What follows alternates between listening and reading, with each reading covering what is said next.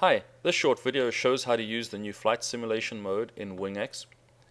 Let me go ahead and set up a route, and we'll set it up from San Carlos.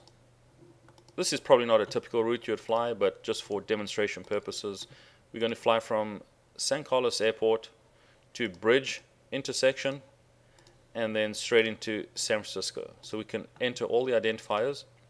WingX will then go insert the identifiers in the correct order, and you'll notice that it has drawn the route line on the moving map. So now we've gone ahead and set up the route. We don't have to do this to do the flight simulation mode, but I'll show you one of the nice things in the flight simulation entry box that allows us to use the current route as what you want to fly the simulation route. So we click on the action box up at the top right hand corner, and we scroll down to Start Simulator. Now, one nice thing with this entry box is if we simply leave the route blank in there, it'll use our default route, which is our current route. So click in there, and this X is very convenient. It just gets rid of whatever's in there. So that's blank. So now by default, it will be using the route that you see on the left, which is what we want to fly. For demonstration purposes, we're going to start at 3,000 feet, and we're going to fly it at 200. Let's speed us up a little and make it 500 knots.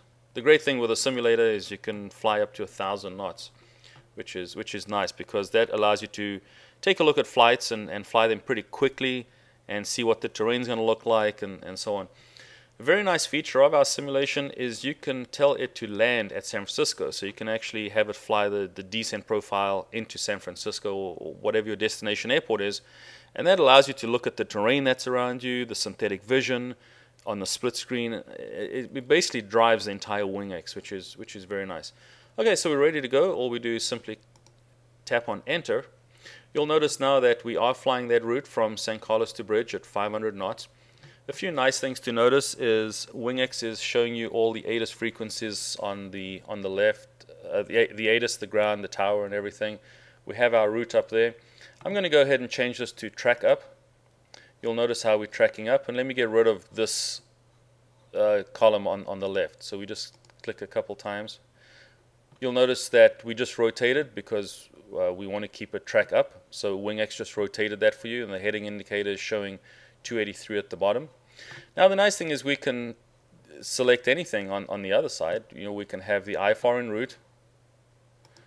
We can alternatively show synthetic vision. It's a little blurry on the simulator just for testing purposes, but on the real device, especially the iPad 3, it's amazingly sharp.